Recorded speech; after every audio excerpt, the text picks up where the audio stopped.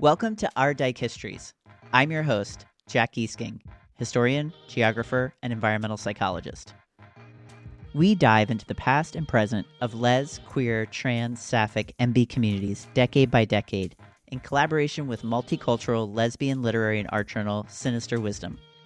This season, we're all about dyke bars, with an asterisk. Lesbian bars, queer parties, and trans hangouts. The structures that made them necessary, the lives they made possible, and the worlds we made from them. Our Dyke Histories. Come for the history, stay for the revolution, gossip, and desire that built us. Buttercups, you still need that buckling up because we are in the 1970s. It's the time of disco, lesbian feminism, androgyny, third world women, softball, dyke presses, and awkward polyamory on the land. Our guests make it clear that the 1970s was not just about lesbian bars, queer parties, or trans hangouts anymore. We're building entire worlds. It's funny to say this on a podcast series that I've specifically chosen to focus on les, bi, queer, trans nightlife. Let's be honest, let's also call it afternoon life. Dykes can come out in the daylight, and it's amazing.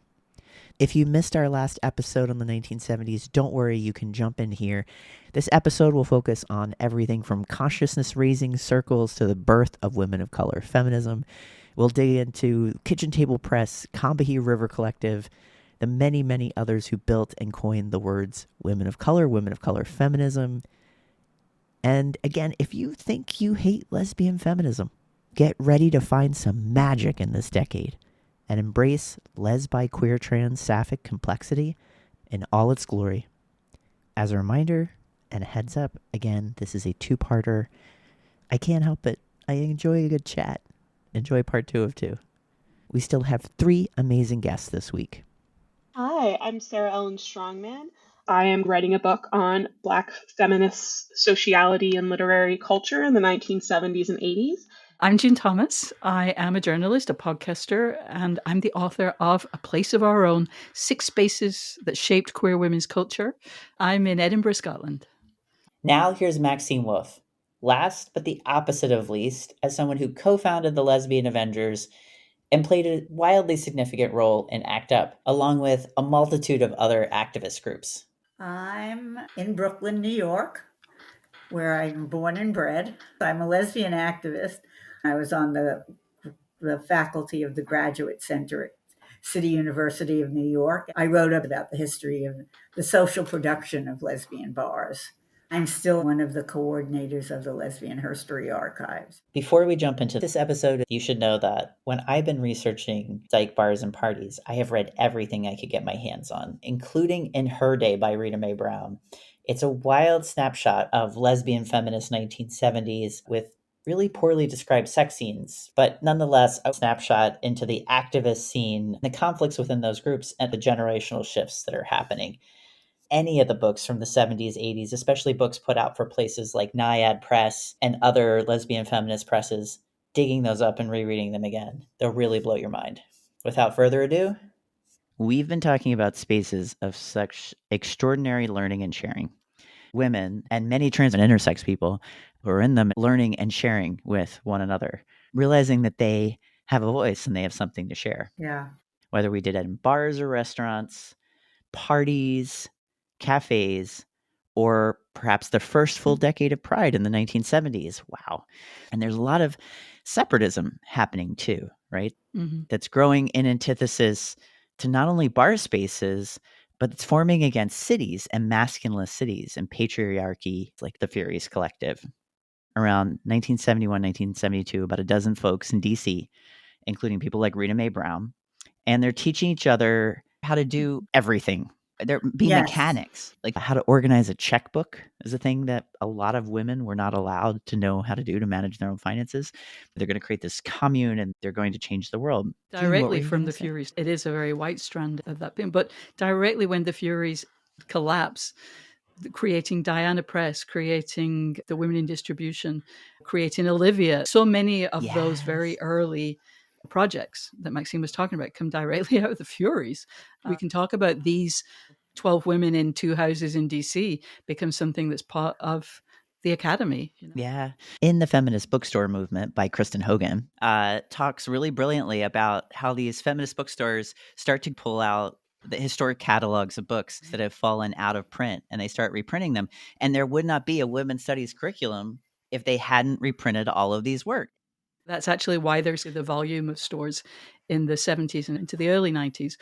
But obviously, there were many communities who've never received the attention that they deserved in terms of publication, because now, without the volume, there's not the capacity to pressure publishers in the way that when there were a lot of bookstores. But it all cycles back again. So much of that early work that was rediscovered is once again out of print.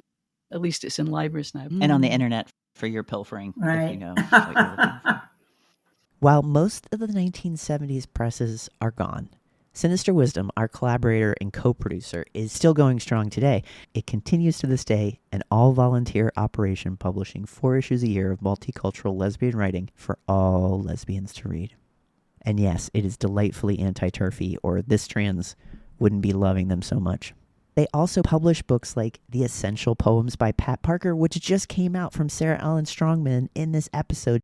And I'm assuming that many of you want to get your hands on some Pat Parker, so enjoy that. The only other thing to cover is the Furies Collective. If you've never heard of them, they are an all-white group, and they definitely get much attention in queer history, but they're such a key touch point. And I guess I imagine them as a nonstop party in a way, one that merged day and nighttime and connected so many queer people to their lives and themselves and their bodies. They were a lesbian separatist commune in the middle of DC. Rather than go live on the land, as many lesbians left patriarchal masculinist cities to go to rural environs, they were incredibly political and sexual. They declared that heterosexual women were an obstacle to the world revolution they sought. Unsurprisingly, their Dyke commune lasted less than a year. And no, I'm not making fun of them. There are very structural reasons why lesbian land failed. For example, it wasn't around until 1976, I believe, that women could have a credit card on their own. Otherwise, they needed their father, brother, husband, some man in their life to sign up for it. The ability to make money, use money, have access to money was not available to most women. Also, many of the women who moved away from masculinist cities moved into this rural, kind of goddess-fed land with no idea how to farm. Oofda. And then a bunch of them dated and broke up with each other and kept dating and hooking up with each other. And they were figuring a lot of stuff out. You know what I mean? Speaking of that, lesbians are creating their first knowledge about themselves. So instead of having someone tell you that you're crazy and miserable and you deserve to die, people are sharing stories and resources and building databases and archive catalogs. You have indices, right? Barbara Smith creating this amazing document, the Black Feminist Index. We didn't know about ourselves, and we had to find a way to do that. My friend, colleague, Kate McKinney, they really smartly call it information activism, building the infrastructure of places and different kinds of environments. They're contingent on one another. You can't have women's studies unless you have the feminist bookstore, unless you have the Furies, unless you have Barbara Smith, unless you have people willing to take women's studies courses and universities to teach them, unless you have poems like Parker's to buoy us, unless you have softball teams to learn and play with and write about. All these things are interdependent. Yeah. It's interesting to me that, like, in a weird way, all lesbians are librarians. I mean, I don't know that there were any actual librarians in the early days of the Lesbian History Archives, but small organizations kept every pamphlet that was sent to them. You know, those early 70s publications where it's like on Friday, women went to a women's music concert. On Saturday, they had their first lover. On Monday, they started a newsletter. Oh, June. Has that really changed? I mean, TikTok. But please, go on. People started newsletters, and then even if it only published 3 copies, 3 issues, they sent them out to all the exchange publications, exchange subscriptions. They are still there. They were at the Lesbian History Archives, and now they're in the Gale archive. It's astonishing that we can still see something that came out of Cincinnati in 1972, published 3 issues, and we can look at it today with not that much effort. One of the most moving experiences I've had at the archives in staffing has been when some older lesbian comes in and I'm giving them a tour, and they'll say something like, we did this little chapbook of poems and drawings, but you probably don't have it. And I would say, well, let's go look. And there it would be. And this person was from Missouri or something. And they had a small group and they did this, and somehow it got to us. And they cry. They literally cry. I'm crying. Because yeah, it's so touching because they feel like they are being remembered. Yeah. What they did was not just nothing.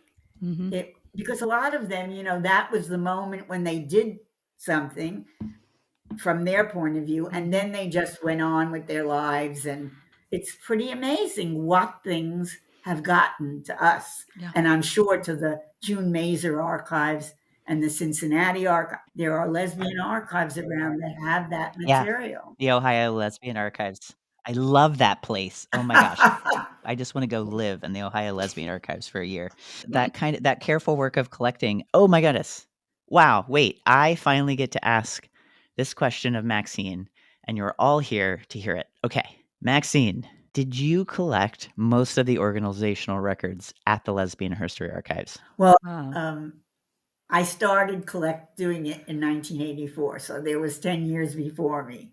But yeah, I was the sort of the keeper of the organization files. So I want to say, for those who are listening, like, what can I do? Well, you could do things like that, because all of that work has created. I have been to a large number of the archives. The largest LGBTQ organizational history in the world, I think, is in the Lesbian History Archives. I've made a map of it. You could see it online. What kind of issues we organized around when and why and what changed over time. So thank you, Max, for doing this, because I spent some incredible years of my life with everything you collected for the LHA. With everything I collected, yeah. 40 years. Thank you. For those of you who haven't been to the Lesbian History Archives, and most people will tell me they haven't and then personally apologize to me as if I am regulating their lives. I'm not, but I do recommend it as a life highlight, because asking Maxine Wolfe about these materials and getting to touch them is definitely one of the highlights of my life. In order to write A Queer New York, I spent a few times a week through an entire year at the Lesbian History Archives. It's actually in a home, and a dyke always lives on the top floor. You walk through a giant, epic living room stacked with every book that every dyke has ever sent them to catalog our history. And then there's rows of queer pulp, a giant photograph collective. There's a giant inflatable donut above your head that says Dyke Preserver from one of the first dyke marches. Everything and everywhere you look is a little bit magical. Funny enough, when you do come to the LHA for the first time, the archivettes or coordinators will point you to the topic files, a collection of materials that they've pulled out, key elements or mementos from across the archives. The most referenced? Yep, bars. One of the most amazing thing about activist archives is that you can actually touch the materials. And sometimes when it was very cold, because it's very cold, I would pull down the box of Audre Lorde on one side and Adrienne Rich on the right and have them with me as I sat through, I kid you not, over 28 linear feet of materials that Maxine collected, along with, no wait for it, friends, over 40 boxes of materials from ACT UP and over 20 from Lesbian Avengers. Or maybe I got those numbers confused of who's who, but it was literally extraordinary. And what did I do with them? If you would like to see all of Lesbi Queer Trans Sapphic history mapped, I took all of Maxine materials and I mapped them. Just Google Jack Queer New York maps and up they will pop. You'll see our entire activist history from 83 to 08, as well as all the places ever mentioned in the publications I had access to from that period in the archives. Moving on, June's going to bring up a really important topic, and it's something we need to talk about in every single episode. What about gay men? For some of you, it makes you want to claw your face off, but many of you are really wondering, why the hell can't we get along? And that's exactly June's question. Maxine, maybe you were closer to this in real life, but one of the things that I'm always fascinated to is what reads as a splintering, the break between the gay men and the lesbians, which seems to happen maybe a year or so after Stonewall. If you stick to certain books, the men were dancing too big and the women got mad. And so lesbians organized on their own. I don't really believe it happened quite that way, but it seems like there's this movement, and then the women are just like, no. I never bought that line Yeah. because people never really split in that way. Lesbians still had gay male friends, etc. Mhm. But definitely there was that feminist consciousness, and a lot of the gay men were really sexist, and people would try to yell at them about it. Always effective. But also felt more comfortable organizing alone. The archive started from a consciousness raising group in the Gay Academic Union, where the women decided that what the men wanted to do was not what they wanted to do. It was male history and not, history. People say that about ACT UP, and I never experienced it that way when it's really values in many instances and perspectives. Was it sex too? Like they wanted to fuck in bars? Yeah, that was true. I never cared, to tell you the truth. Like, you know what I mean? Like, why would you care? I knew lots of men that went to bars. I knew lots of men in ACT UP who cruised the meetings. As my grandmother would say, "Gay is into hate." You know what that means? Go in good health. In Yiddish. In Yiddish, that's what you say. Gay is into hate. We found plenty of time to go out together at night and dance. But I didn't know very many women, lesbians, who talked about the sex in the bars. I think mostly it was about the general sexism. Yeah. I mean, what I used to say in ACT UP is that like a third of the men were misogynists, a third of the men were feminists, and the rest of them were well-intentioned and badly trained. I mean, if you believe what we get taught in this world, that's what the basis of it is. Those of us who started the Women's Committee in ACT UP, that was something that we discussed, that we didn't want to, scream out sexism, racism. What we wanted to do was just do the work. When someone would get up at the table and say, we're going to man the tables, we would just say in the background, staff. And then within a week, everyone was saying staff.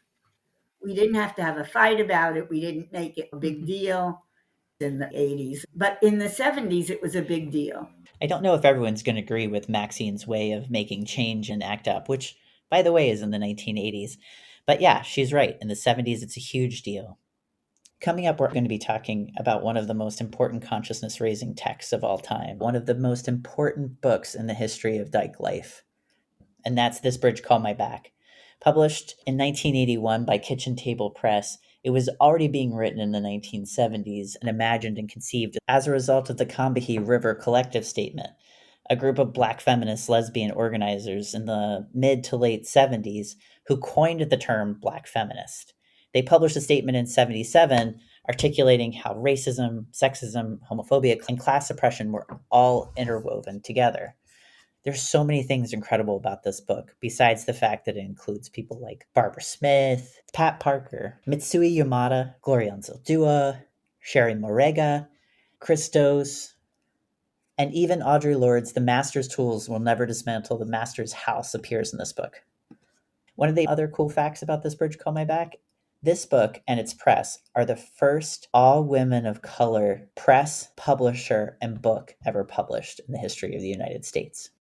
Another thing that's a huge deal, some of you have been waiting for it. Those 1970s lesbian feminist fans out there can't wait to hear. Sisters, brothers, themsters, it's consciousness raising. If you've never heard of consciousness raising, it mostly involved, at the time, a group of people, usually cis women, but also trans people, who would sit around and talk about their feelings. Now, you probably find this incredibly boring, but in the 1960s and 1970s and 80s, 90s, etc., women didn't actually talk about their feelings. In fact, most people didn't. Consciousness raising, folks, was a radical intervention. And you can't really do any activism until you know what you're fighting for and what you have in common.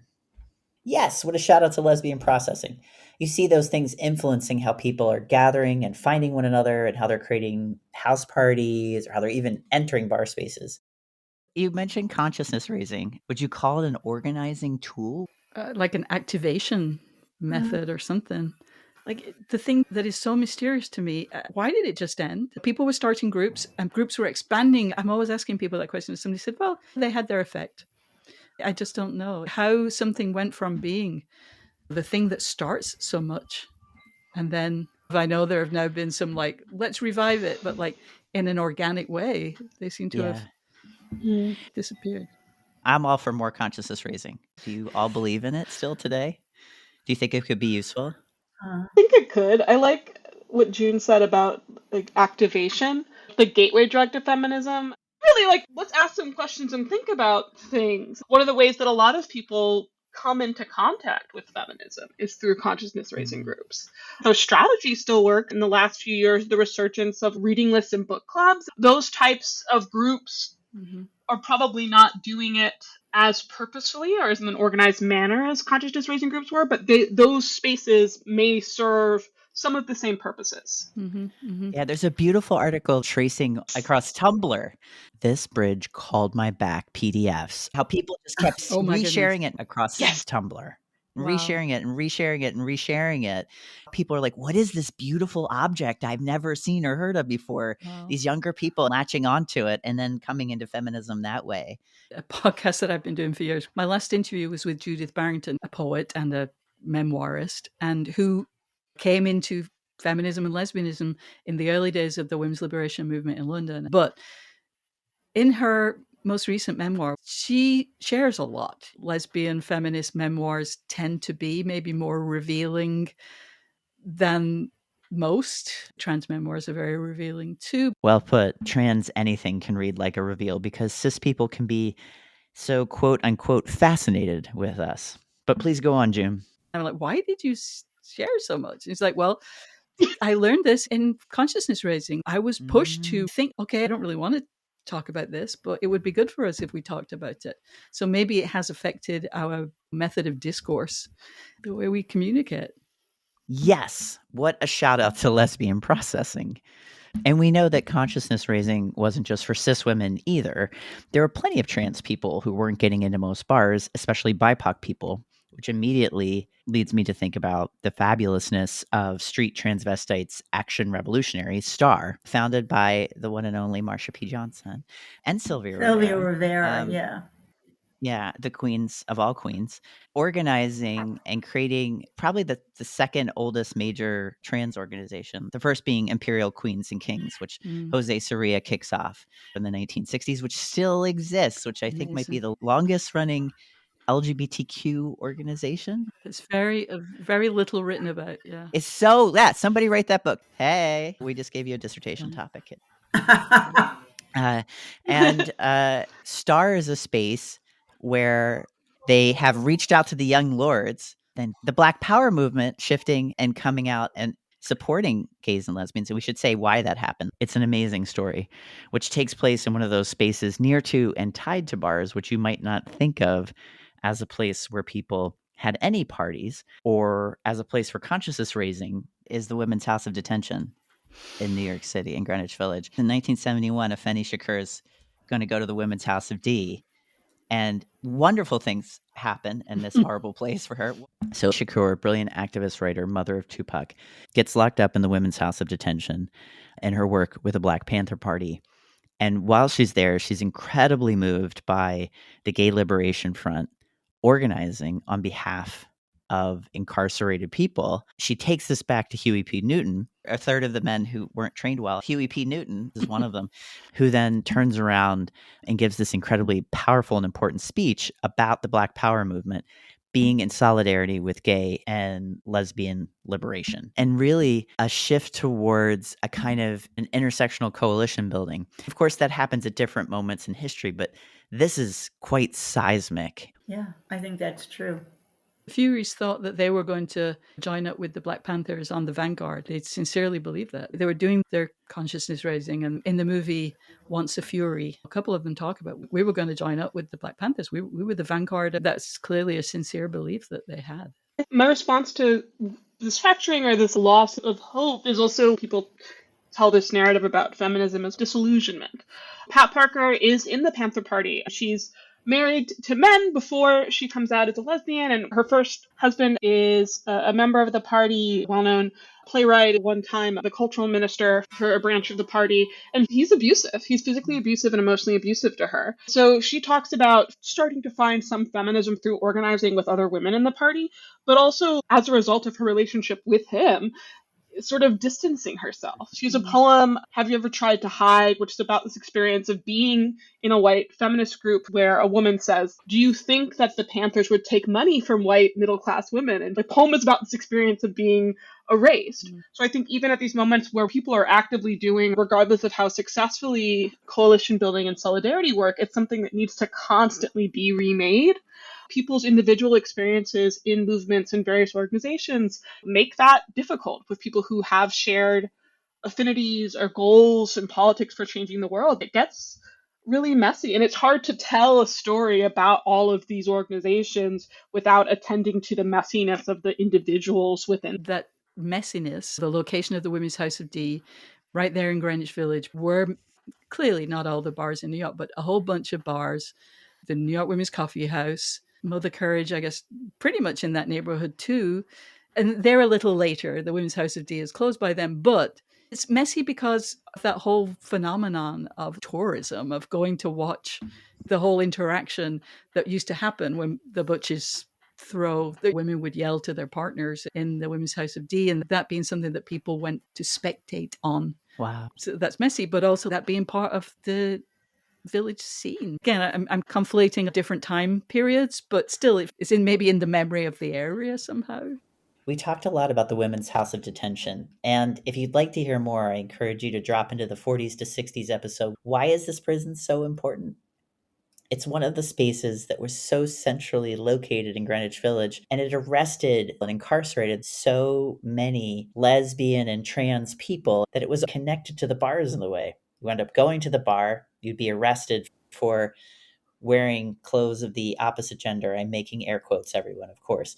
You would be, oh, they probably said sex. My gosh, how silly of me.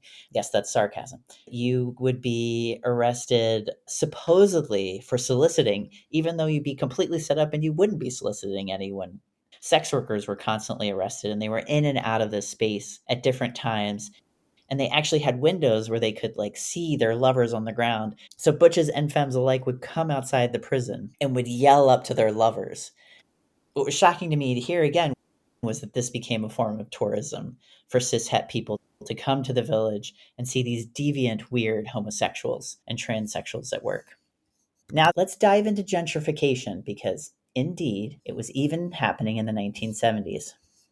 We keep kind of leaking out and talking about other dyke spaces.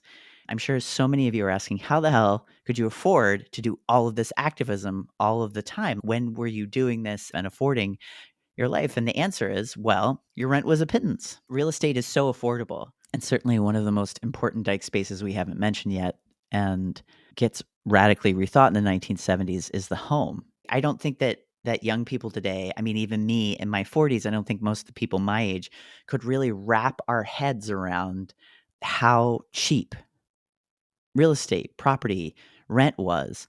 How much was your rent in the 70s and 80s? Maxine, do you remember? Oh, I remember. How much What was it? Yeah. It was very inexpensive. Before I moved to Park Slope, I lived in East Flatbush. And I had a huge, huge apartment because I had 2 kids in that apartment. I had 2 bedrooms, a huge study, a huge living room, a huge kitchen that you could eat in. Oh my God. Okay. And I think our rent there was like $200 a month. And that was considered a lot. When I first came to Park Slope, I had a duplex apartment in a brownstone for $285. Oh my God. I have lived through every phase of gentrification in Park Slope. Yeah. And I have been gentrified out of one apartment after the other. And finally, in the last one, I said, I need to buy something. I can live in a shack. And I ended up buying this house that I'm in with a friend. We split it in half so we could afford it, okay, which you couldn't do now if you wanted to get a hole in the wall. Yeah. Seriously, what happened was that when Koch became mayor of New York in the late 70s, he started forcing people out of those spaces and tried to close down the Duchess, tried to close down other bars, and succeeded in many cases to sell those spaces. Mhm. And it wasn't just the bars. The way that we got the community center was he wanted to put that up for sale because it was an old school that was uninhabited except by, I think Sage had an office in there and the Community Health Project in a building that was falling apart. He was giving other buildings to other community groups for like $1, and he wanted us to pay for the building. Lots of people organized against it, and the only reason we got it was some gay men decided who raised the money. Wow. And bought it. My favorite New York Times headline of all times is "Sale of Site to Homosexuals Planned" about the LGBT center. Watch out, the homos are buying an LGBT The center. homos are buying into Greenwich Village of all places. Yeah, right. And Mm. this really broad ecology of spaces starts to collapse in the 80s. That's when the rents go up. So through the 1970s, there's just building. There's building movements. And there's also the extreme violence against all these leaders, like the murders of Black Panther leaders and so many others. You have this growth and this shutdown and this growth and this shutdown happening. And to state the obvious, when things were cheaper, it was easier to be an activist. I knew so many people who maybe had a job, what we used to call your straight job, so you could do your activism, so you could do your movement work. And they would be 15, 20 hours a week, maybe as a bicycle courier, all that level of jobs that didn't eat your mind, that left you free to be really engaged with your activism. But it is no longer live in New York and do that. No, it's not possible. And not just in New York, of course. Right. And that shuts down kinds of activism we have today and the kind of spaces we can have too. Yeah.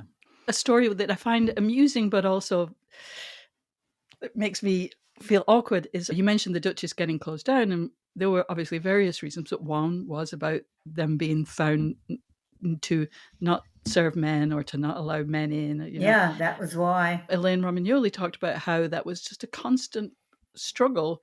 For example, Bonnie and Clyde was across the street from an NYU frat, and it was a game for them to try to get in. A place of public accommodation is to let people in if they're sober, if they're of age. In the 1970s, it feels okay to me for her to not want to allow men in because they weren't being there for good reasons. Now, it's a different times. I feel differently. Excluding people based on their identity feels very iffy today. But in that period, when there were thousands of bars that those men could go to, stay away, There she is again, Elaine Romagnoli, the only lesbian bar owner to ever earn an obituary in the New York Times. I told you I'd remind you who she was. She founded Bonnie and Clyde's, Crazy Nannies, and the Cubby Hole, three of the most famous and storied bars, as I said earlier, of Manhattan history. All of which, according to most of the stories I've heard, these tended to be more anti-racist and welcoming spaces. Also, a lot of the things that people hear about lesbian feminism are that lesbians supposedly hated men. Some of them did, sure, but what they really hated was patriarchy, and they targeted cis men as a result. That's where lesbian feminist separatism came from. You're hearing what it was like to have cis men constantly come into bars and harass people, that fraternities turned these spaces into a joke. And there are many dyke bars and dyke spaces where cis men are still constantly threatening women and trans people. I'm sure many of you listening can attest to that. You can see why in the 1970s they thought this might be a great way of organizing. Now, what's super fun about what comes next is Maxine Wolfe's actually going to tell me about a lesbian bar I've never heard of. Well, my favorite bar, actually, in New York was called Paula's, and it was on Greenwich, right up the street from the Women's House of Detention. And the reason that bar could stay open and did until the 80s was because Paula let men in, but it was neighborhood men. They would come in after work for a beer, and they knew it was a lesbian bar. And everyone else in there was a lesbian. And one of the nice things about it was one of the only places where I could bring a gay male friend. Mm. There weren't that many in there to begin with, but it got closed down. She left town in the early 80s because when the village started getting gentrified, what we call the bridge and tunnel crowd started coming in. Also, just tourists. They would end up thinking that it was a regular bar because they would look inside and it was never blocked over in the front, nothing. So they would think that it was a mixed bar. And she started having, especially on the weekends, fights started there because those men would hit on the lesbians and then the lesbians would start fighting back. Wow. And finally, she just gave up and left. And I was so upset. It was like my favorite place to go because it felt so much at home. It was so unpretentious and it was so welcoming, and just was gone. Wow. It reminds me so much of the rhetoric of women only and what women were, how this gets constructed in the 70s against that harassment and assault. But it's until the 1980s that it's legal in every state for men to rape their wives. It's only in the 1970s that women can get a credit card on their own without their dad or a husband or brother qualifying them. And this kind of women only, and I'm making air quotes, this claim of women only spaces, you can see where it came out of. How do we create these spaces when you're being attacked and hit on? And it's absolutely going to lead to the worst turfiness in the world down the line. And it's also creating turfiness at the moment. Clearly, trans women are women. Yeah. Yeah. Speaking from Turf Island, that's definitely the case. We wave at you across the ocean. Oh, gosh. Yeah, it is. But yeah, it's that exact rhetoric. Yeah. Safety. Safety. Safety. The Great Lesbian Dream and the Forever Trans Project. So, coming up next, in order to speak to safety, I asked SaraEllen to read a poem, which I usually call That Pat Parker Stanza. When I found the poem Bar Conversation, I was really excited. There are so few poems actually published about lesbian bars and dyke parties. Of course, many of you are thinking of Joel Taylor's epic book Cunto, which I deeply recommend. But even across time, there's only a couple of handful. Pat Parker's poem, Bar Conversation, is published in Jonestown and Other Madness. Many of her poems have epigraphs, and this epigraph says, 3 women were arrested for assault recently after they beat up a woman who put a swastika on another woman's shoulder during an SM encounter. And as SaraEllen framed it to me, this was a poem very much of the sex wars. This period when, leaving the 1970s, the pinnacles in 1982 at the Barnard Conference, where activists who are coming out pro-pornography as being pro-bodily sovereignty, and there are people who are coming out as anti-sex as if all porn is against all women. So now from SaraEllen, that really beautiful stanza from Pat Parker's Bar Conversation. It's something you should write about. If you talk about it, then women will listen and know it's okay. Now, envision one poet sitting in a bar, not cruising, observing the interactions, and then sitting face to face with a young woman who wants a spokesperson for sadomasochism among lesbians. The first impulse is to dismiss the entire conversation as more ramblings of an SWG, read silly white girl, derogatory characterization used by minorities for certain members of the Caucasian race. The second is to run rapidly in another direction. Poets do not run, throw up, or strike the other person in a conversation. What we do is let our minds ramble. And then the rest of the poem, very much in the style of some of Parker's other political poems, projects backwards into the 60s and into the past to consciousness raising sessions and other protests. basically being, is that why we did it? Is this the most pressing issue of our time? It's interesting to me that the bar is the site of this conversation, or at least the site where this person finds her. It was something I was thinking about earlier, this supposed split between gay men and lesbians, that a lot of these conversations in the Bay Area, at least around S&M practices, are like, that's what the white gay men in the Castro do. Like, they dress up as like leather Nazis. That is the antithesis of what we want to be doing, in ways that make a lot of sense, but are interesting and very particular to a political moment and a geographic space and types of bars and cultures there. It's such a funny thing. I did some events for my book, and a friend, a gay man, asked a question, do you think gay men have these issues? All of these things that trickle down from self-crit. We constantly question each other. Is that okay? Like, should you be doing that? We are so constantly policing because we want to do things right. We want to have integrity. And he said, like, do you think gay men? And I'm like, of course they don't. They're off in bars having a great time. I know there have always been political gay men, of course, but it's so much of our culture. I really do. Stop.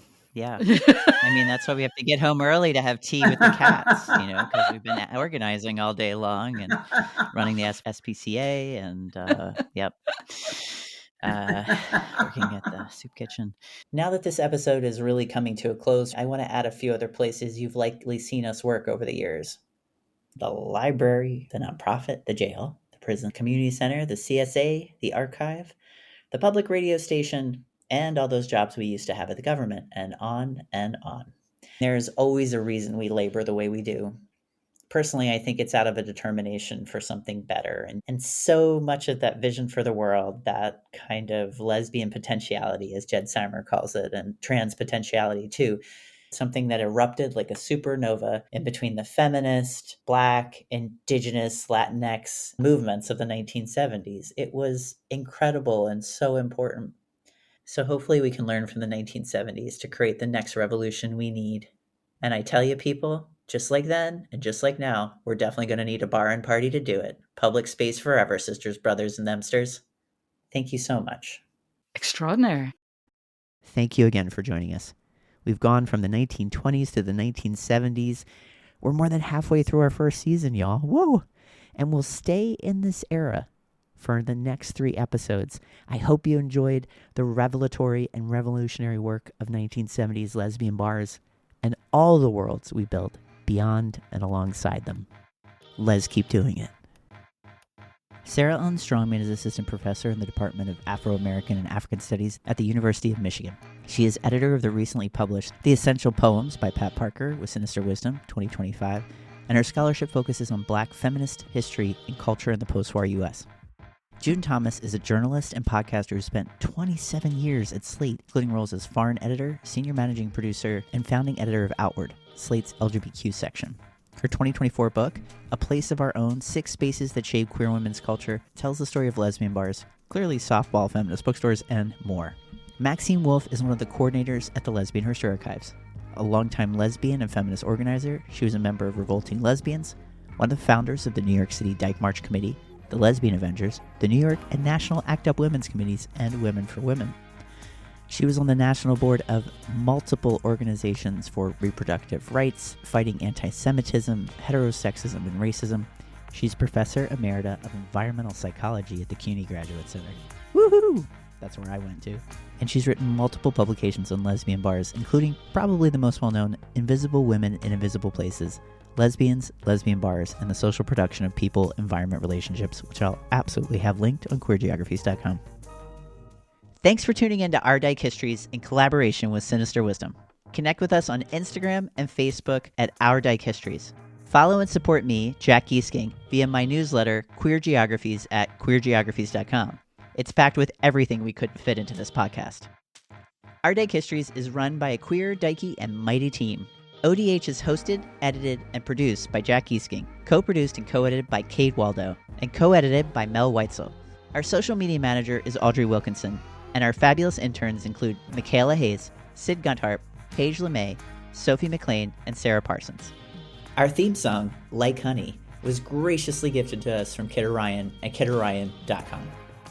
We're forever grateful to our co-producer Julie Enzer and the entire team at Sinister Wisdom. Publishing since 1976, Sinister Wisdom recognizes the power of language to reflect diverse, multicultural lesbian experiences and to enhance our ability to develop critical judgment as lesbians evaluating our community and our world. We share our Dyke histories so we know more about who we are, how we were, and what we fight to never forget. Let's keep doing it, y'all.